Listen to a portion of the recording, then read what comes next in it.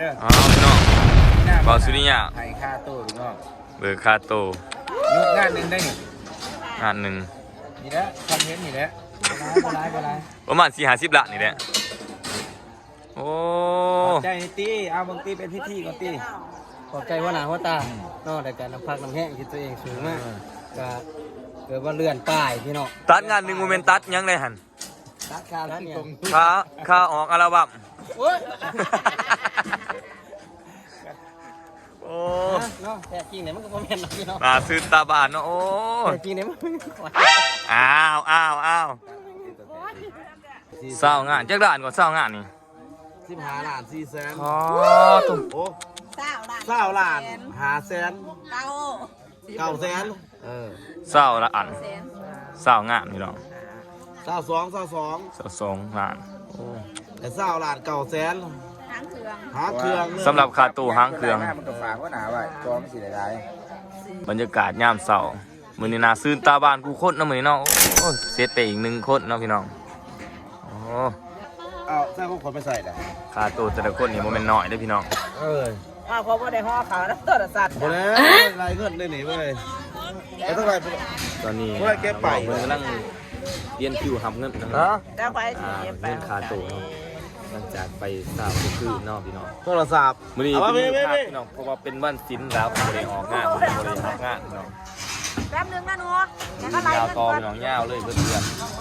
ของข่อยบ่ลงของผ่านของข่อยเองก็สิเอาของเจ้าสิบ่ไปใส่ผู้มั่งห่านก็มั่งห่านเนาะพี่น้องเนาะผู้ทายหูก็มีเนาะพี่น้องโอ้ยดีใจเพิ่นว่าไล่เบอร์ค่าโต้มื้อนี้เนาะนี่คือว่ากัมพี่มื้อนี้กระเป๋านักเลยพี่น้องนี่อยู่ประมาณ40 ล้านนี่แหละโอ้บ่ไล่ได้หน่อยเลยพี่น้องโอ้เบิ่งหั่นโอ้บ่กัมพี่ครับเบอร์ค่าโต้นี่อ๋อตัวนี้อยู่ประมาณ40-50 ล้านบ่ดินซื้อเนาะพี่น้องเนาะโมเมนต์เอาลีเนาะจริงๆเดี๋ยวก็ประมาณ7-80เนี่ยนักหนาสำรวจโลกคือเพื่อนเขากันนาซื้อนาบ้านเนาะซื้อแต่ว่าเราได้เงินเนาะได้เงินร้ายพี่น้องนาซื้อนาบ้าน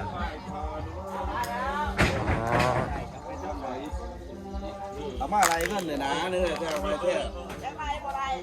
โอ้ยจีจับอันนี้ไม่เจอเนาะคือน้ำพักน้ำแห้งของเมย์เจอเนาะบ่อันนี้นี่ปัจจัยดวงหนาคือปีหนาเพิ่นว่าให้ไปวงใดโอ้ใจดวงหนาบ่แม่เจ้าแปลว่าบ่ได้นี่ทั้งเบิด40 ล้าน40 ล้านจ่ายค่าตัวเมย์เจอดวงหนาพี่น้องง่ายๆเพิ่นว่าอันซื้อโต้ไว้ซื้อโต้ไปเลยพี่น้องบ่ได้เกี่ยวกับค่าแห้งถ้าอยู่ทุกปีคือปีหน้านี่40 ล้านนี่เพิ่นให้ซื้อเพิ่นให้ซื้อไปใส่มันนี่ท่านว่าเฮามีงานไปหันไปนี่แม่นเว้าเรื่องว่าตัว40 ล้านนี้บวกมาเป็นเท่าไหร่เป็น80มันบ่แม่นนี่เด้อขอมุกขอบใจเด้อหัวหน้าเด้อหัวหน้าใหญ่ขอมุกขอบใจเนาะโอ้ที่บ่นี้ไปใส่ดอกมันตอนนี้ก็สิมอบให้ผัวได้เพิ่นโอ้ให้ผัวพี่น้องโอ้ฝากติดตามงานยังอยู่20ไปงานยัง20ไปงานพี่น้องให้ผัวขอบใจหลายๆเด้อขอมาใหม่อีกขึ้นนี่2งานเดือนมาแดงอีกกระทั่งปักเซ่อีกยังเหลืออยู่40งานเนาะบึงกาฬนี่บึงกาฬก็ได้ไปบ่บึงกาฬมาจองขามปีพี่น้องมักจองขามปีให้ต้องมีเอราวัณมีเมย์เจยมีเอราวัณเขาก็บ่จ่ายเงินถ้าบ่มีเมย์เจยก็บ่จ่ายเงินขอมุกขอบใจหลายๆเด้อ FC บ่สุขทุกคนขอมุกขอบใจหลายๆที่นี่แฮง2ตัวล่วงหน้าฝากติดตามนำเด้อพี่น้องเด้อพิดถ่ายด้วยไม่ใช่แก่พิดถ่ายนอนคอยนะเฮ้ยเอาแต่เมื่อกี้นี่คือว่าให้ผัวเงินพี่นาบ่ได้นี่แต่ว่าคันอยู่น้ำเพิ่นจุดปีนี่มันเพิ่นบ่ได้เอาเงินน้ำไม่เจ้ยหันนี่ผัวเจ้าหันมาเบิกค่าตัวโอ้เอาเจ้ากระลับน้องเขาสมมติจะมาเอาเงินค่าตัวนี่บ่ได้รับหมอโอ้ยพี่น้อง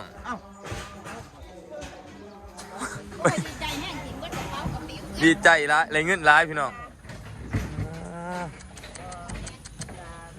นี่คือสาวบัวค่ำพี่น้อง ละโอ้ใกล้นั้นไปใส่เบิร์ดหมู่อื่นเขาไหลบักได้หลายนี่โอ้เบิร์ดกินเบิร์ดพี่น้องโอ้ยเนาะสาวบัวคำโอ้มีมารยาทเนาะหนูบเลยเนาะ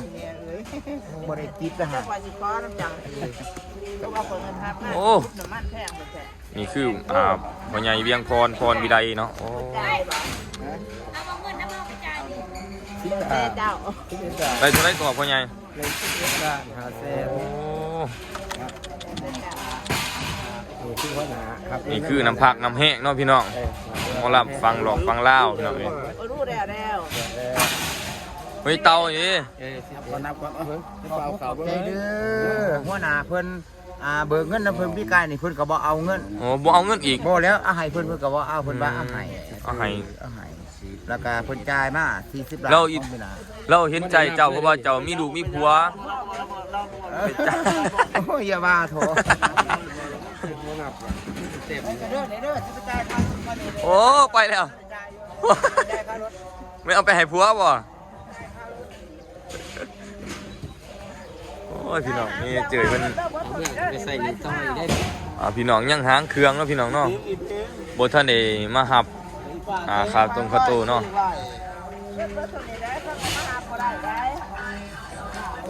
ฝ่าไ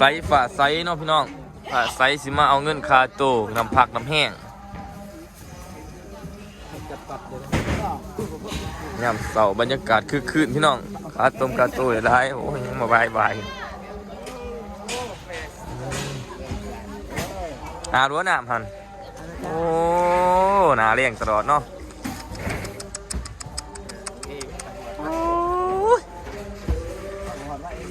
นี่ได้อาบแล้ววะน้ำเนี่ยฝากติดตามด้วยพี่น้องเด้อฝากติดตามในสาวจุ่มจิ๋มสาวฝั่งลาวเนาะโสดเพิ่นว่าโอ้ยตอนนี้หัวหน้าเพิ่นกำลังนับเงินให้สมาชิกภายในวงเนาะเปลี่ยนทั้งน้องนางหางเครื่องเนาะพี่น้องมื้อนี้ก็แต่ละคนนี่ก็มีความตื่นเต้นแน่เนาะทุกคนว่าออกมางานมาเรือนกลัวเนาะกำลังมาหับขาดตัวพี่น้องบางคนกับเบิกแน่บางคนกับป้าไหวเนาะกูได้บริเบิกก่อนกับหลายๆแน่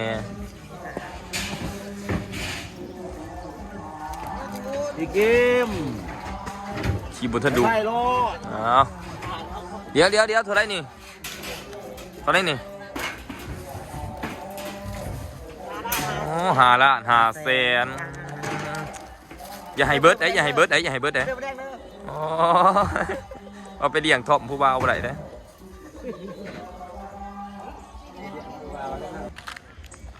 พี่น้องมีเจอดีใจเลยไหลเงินคาโตหลายลืมหอดกระเป๋าโอ้ยดีใจแห้งจนโมเอากระเป๋าจ้าเป็นน้ำมาส่งโอ้ยหักให้กันเนาะลืมกระเป๋า ค่ะ มีเจอลืมกระเป๋าดีใจได้เงินหลาย ขอบคุณค่ะ เบิ่งแย่งตัวเองเลยเด้อโอ้ยพี่น้องเอ้ยมีเจอลืมกระเป๋าเมื่อกี้นี่เป็นดีใจได้เงินค่าตัวหลายมัดจำคนลงหนาจนบ่หอดกระเป๋าเอ้าเดี๋ยวเสียให้มาเบิ่งเดนเซอร์เนาะเพิ่นเอาเงินเดี๋ยวบ่เนาะเดี๋ยวสิให้พี่น้องได้เบิ่งบรรยากาศพี่น้องห่านเฮาก็อีกสำเร็จเนี่ยเนาะเสร็จชิดเนาะพี่น้องเนาะแต่คนอีกนี่จันอีกก็ท่าก็แต่งตาแล้วนี่ช่วงใส่หนามบ่ทันได้อาบแล้วนี่สาวบางอ่อนหน่อยเสียงทร้องเนาะ เพื่อแห้งเกือบหน่อย อ๋ออาบเลยบ่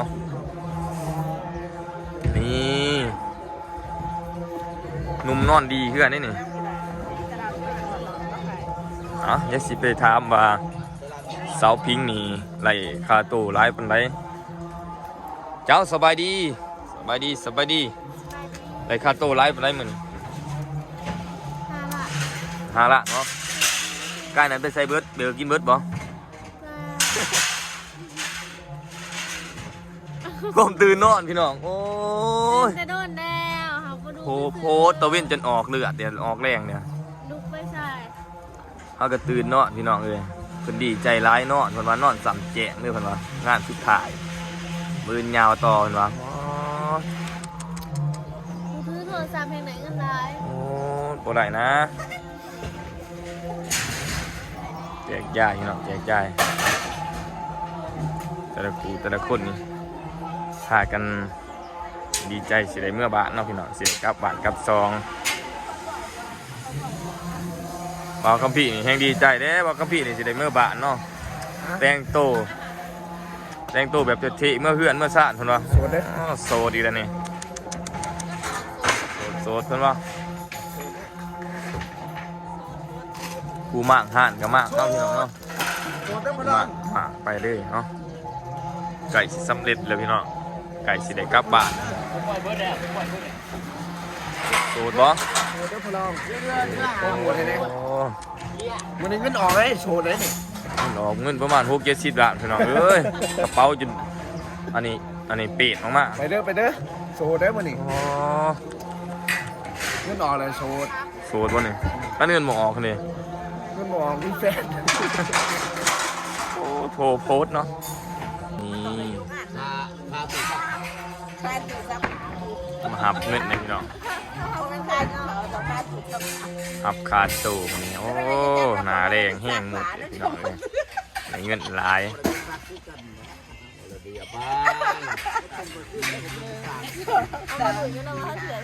เอาเบิ่งน้ำกันพี่น้องมีได้เท่าไหร่ เจ้าได้หาร้านสวนเป็นบ่พอ จะสามารถจะบ่ไหลหรอกนะ โอ้ เนาะเลยหาด่าน หลายตื่นครับ10,000เนาะพี่น้องได้คือว่า10,000ด้วยโอ้ อีออนน้อ นี่ ย เป็นเงินบาท10,000พี่น้อง10,000 นี่น้องบอกอีออนน้อย เงินบาทเนาะ ร้ายกูมึงอ่ะ สาวบางอ่อนหน่อยบ่ได้ขาดเนาะอันนี้บางอ่อนหน่อยมันเป็นเสียงท้องนั่นเองบางอ่อนหน่อยเสียงใหญ่พี่น้อง มีว่านาก็ดียายเงินหนูนอ อ่า โอ้ยเดี๋ยวเพิ่นเอาก่อนจ่ายอีกเพิ่นเอาก่อนอีกเลย นี่5,500,000กีบ คนบ่อยมันบ่อยใจมันจะบ่ได้เงิน บ่ได้เงินนี่สิได้เอาเงินน้ำจันทร์ที่ให้ก่อนบ่อย โอ้ยเอาเอาธนาคาร เอาพี่น้องที่ว่าหางเครื่องเฮาก็เอามือตุกคนเนาะพี่น้องเนาะเอามือตุกคนแล้วมื้อแรงนี่สิไปไสพักผ่อนมื้อแรงนี่นอนบ่อ๋อระเบาแล้วว่าแม่นบ่แล้วว่าซ้ายนอนน้อยพี่น้องทีมงานนอนน้อยเอาอย่าลืมอย่าพลาดเนาะพี่น้องเนาะมื้ออื่นพอกันแน่นอนฮะ นอนแต่ก็นอนเด้อ อันนี้ลาสุรินทร์ลืมนอนนี่ลาลืมนอนพี่น้องเอาพี่น้องอย่าลืมกดไลค์กดแชร์เนาะถ้าว่าคลิปนี้ฮอดลัก1,000-2,000เนาะสิทายหางเครื่องให้เบิ่งอีกเทื่อหนึง2เทื่อ3เทื่อเนาะสิรีวิวให้เบิ่งแต่ละคนเนาะว่าหน้าตาจบงามสำไรเนาะทุกคนเนาะเอาผู้สาวฟังแล้วก็จะประมาณนี้เนาะพี่น้องเนาะอย่าลืมกดติดตามมาเด้อคลิปนี้ EP นี้ฝากน้ำสนีเนาะทุกคนเนาะอย่าลืมอย่าผ่านเนาะพอกันในคลิปหน้า EP ต่อไปเดี๋ยวสิรีวิว